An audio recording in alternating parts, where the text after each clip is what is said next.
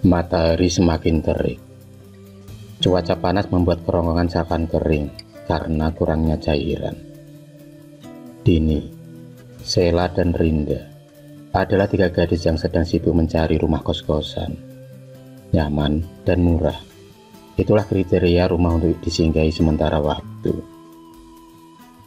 Mereka adalah sahabat sejak SMA, dan kali ini mereka juga diberi kesempatan untuk melanjutkan pendidikan di universitas yang sama. Meski saling melengkapi satu sama lain, tapi ketiga gadis ini mempunyai watak dan sifat yang berbeda. Dini adalah gadis cantik dengan khas rambut pendeknya. Gayanya yang suka cuek namun pemberani. Sangat berbeda dengan Sheila, gadis seksi dan cantik yang selalu mementingkan penampilan. Maka tak heran kalau dia selalu menjadi primadona di sekolahnya dahulu. Tapi lain halnya lagi dengan Rinda. Gadis pintar berkacamata itu sering mendapat julukan si kutu buku. Dan perbedaan yang dimiliki ketiga gadis tersebut, ada satu sifat yang sama, yaitu selalu ingin mencari tahu dan memecahkan suatu permasalahan. Setelah lama pencarian, akhirnya penantian itu pun tiba juga. Dini, gadis tomboy itu, mendapatkan kabar adanya rumah kos besar dengan uang sewa yang begitu murah. Dengan cepat, ketiga gadis itu pun menuju ke lokasi sesuai dengan alamat yang tertera di HP Dini. Tak selang berapa lama kemudian, mereka sampai juga di rumah 2 lantai yang besar dan asri. Itulah kesan pertama yang mereka rasakan pada saat itu.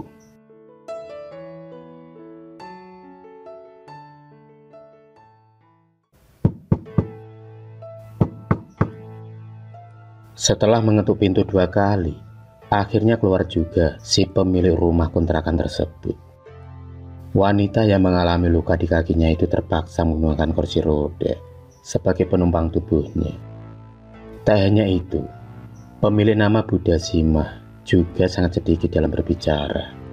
Saking pendiamnya, Buddha Simah juga sering mendapatkan julukan kulkas hidup. Setelah saling sepakat soal harga sewa, Sheila segera berlari menuju ke kamar barunya. Rasa lelah seharian berjalan membuatnya tak sabar merebahkan tubuhnya di atas kasur. Sedangkan Rinda masih menikmati halaman rumah yang begitu sejuk karena ada pohon mangga besar di depan rumah tersebut. Kontrakan itu dirasa sangat cocok bagi kaum hemat seperti mereka bertiga. Selain harga sewa yang cukup murah, lokasi kontrakan itu lumayan dekat dengan universitas mereka. Tak terasa, 3 hari sudah ketiga gadis itu menempati rumah 2 lantai bernuansa putih tersebut. Rasa nyaman pun mulai dirasakan oleh mereka. Suatu malam, Sheila tak sengaja mendengar suara tangisan dari balik kamar atas. Karena penasaran, dia mencoba menaiki tangga satu demi satu. Semakin lama suara itu semakin dekat. Sheila kemudian mendekatkan telinganya di depan pintu. Dan benar saja, suara rintihan itu berasal dari kamar tersebut. Baru saja Sheila ingin membuka pintu, tiba-tiba dia dikagetkan dengan suara Buddha Simah dari belakang. Matanya tampak melotot tajam ke arah Sheila, seakan dia tak memberi izin padanya untuk masuk ke kamar tersebut. Sambil membungkukkan badan, Sheila meminta maaf dan segera cepat turun ke lantai bawah. Nafasnya tak beraturan saat melihat Buddha Simah duduk melamun di depan televisi. Rasa aneh pun mulai dirasakan oleh Sheila. Bagaimana cara ibu kos itu menaiki tangga dengan kursi rodanya? Dan kenapa bisa turun begitu cepat? 1000 pertanyaan pun hinggap di otak gadis cantik itu. Tanpa pikir panjang, dia pun lalu menghampiri kedua temannya yang tertidur pulas. Seakan tak yakin dengan yang dialaminya, dia pun ingin mencari tahu soal kamar tersebut esok paginya.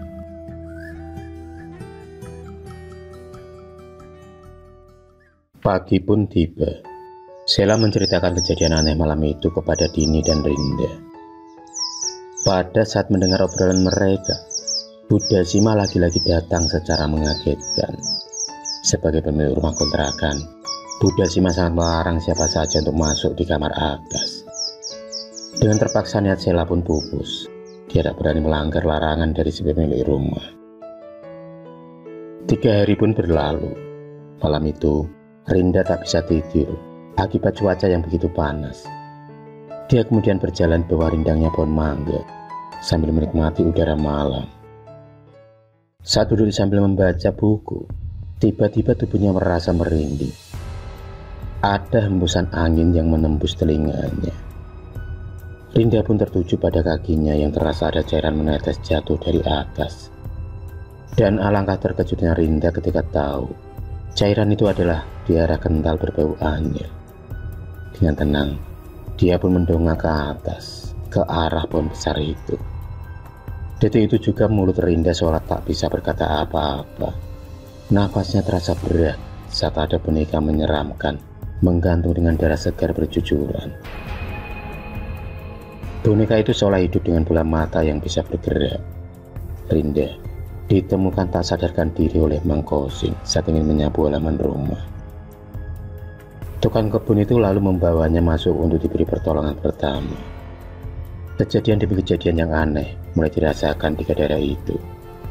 Terlebih oleh sikap Budasima yang sangat sulit dipahami. Terkadang baik, terkadang juga sangat pendiam dan pemarah. Keseharian Budasima dihabiskan merenung dan menangis. Andaikan ada kontrakan yang sama murahnya, mereka pasti segera pindah. Tapi sayangnya rumah yang dengan harga sewa di bawah rata-rata sangat sulit ditemukan di kota besar seperti ini. Dini sebagai gadis pemberani di antara Sheila dan Rinda mencoba menguji adrenalinnya dengan bermalam di lantai atas. Dia pun tak merasakan ada yang aneh. Bahkan Dini bisa tidur dengan pulas di atas sofa. Hingga pada jam 1 malam, tiba-tiba saja Dini terbangun karena kebelet pipis. Dia kemudian lalu masuk ke toilet yang begitu pengap karena jarang digunakan. Terlebih lagi pada lampu yang remang-remang dipasang agak redup. Dia pun kemudian menyalakan air keran, tapi sayangnya air tak bisa keluar.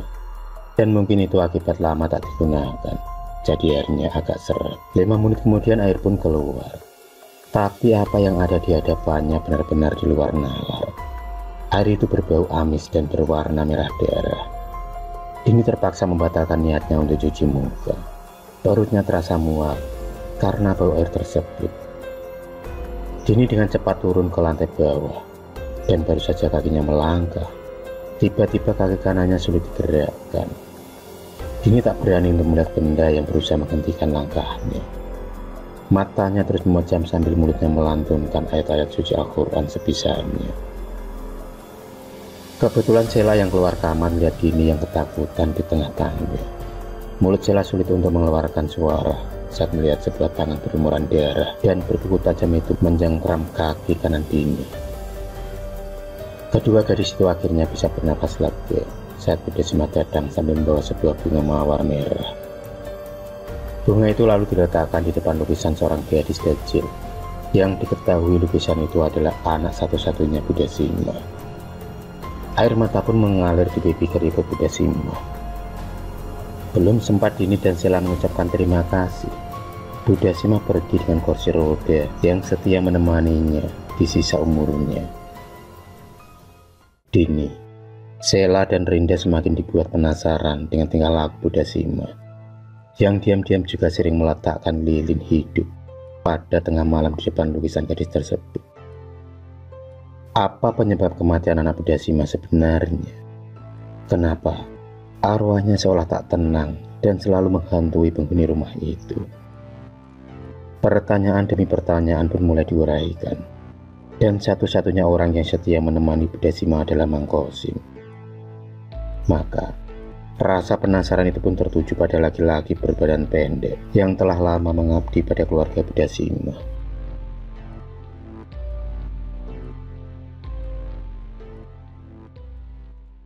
Dan untuk mengurai informasi dari Mang Kosim, ternyata tak semudah membalikan telapak tangan.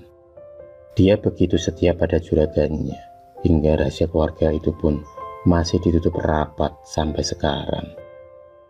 Baginya rahasia keluarga Budasima adalah harga mati yang tak akan mudah bisa terbongkar. Dengan terpaksa, ketika Dara itu secara diam-diam mencari tahu sendiri lewat cerita para tetangga Budasima, mereka kemudian dapat menyimpulkan kalau nama gadis kecil yang ada pada lukisan itu adalah Rita, anak kandung Budasima yang mati secara mengenaskan di dalam kamarnya. Cerita demi cerita mulai dikumpulkan. Meski dalam penyelidikan itu, mereka sering menemui kendala-kendala yang menakutkan. Terutama pada malam hari, mereka sering mendengar nyanyian anak kecil. Bahkan, Sheila juga pernah melihat seorang gadis kecil bermain ayunan di depan rumah pada malam hari. Suatu hari, Budasima mendadak sakit parah. Dan untuk pertama kalinya, ketika sahabat itu mendengar suara Budasima. Meski suaranya terbata-bata, tapi suara itu begitu jelas didengar, yang meminta pada anak kosnya itu untuk tidak takut dan tidak meninggalkan rumah Budasima. Dari situlah, Budasima kemudian mulai terbuka dan menceritakan semua kemalangan hidupnya. Di mana pada tahun 1991, anak Budasima lahir dengan normal. Dia begitu bahagia dengan kehadiran Rita kecil, tapi tidak untuk suaminya. Karena suaminya sendiri adalah penganut sekte ilmu hitam yang tidak boleh memiliki keturunan perempuan, karena dianggap tak suci dan membuat ilmu tak sempurna. Puncak kemarahan suami Budasima akhirnya dilampiaskan pada Rita. Umurnya yang masih 12 tahun saat itu, gadis kecil itu ditemukan meninggal di atas tempat tidurnya dengan luka tusukan di tubuhnya.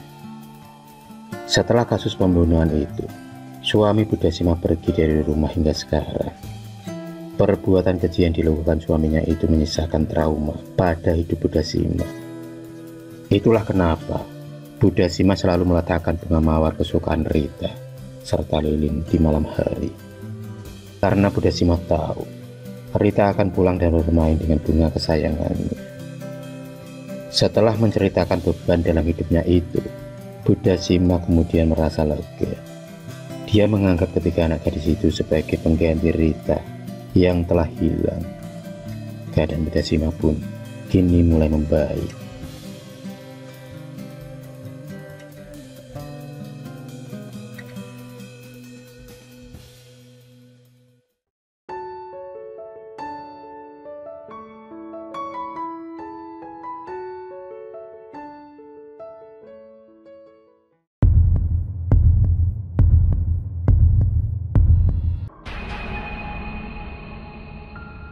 Terima kasih sudah menonton video cerita bergambar ini.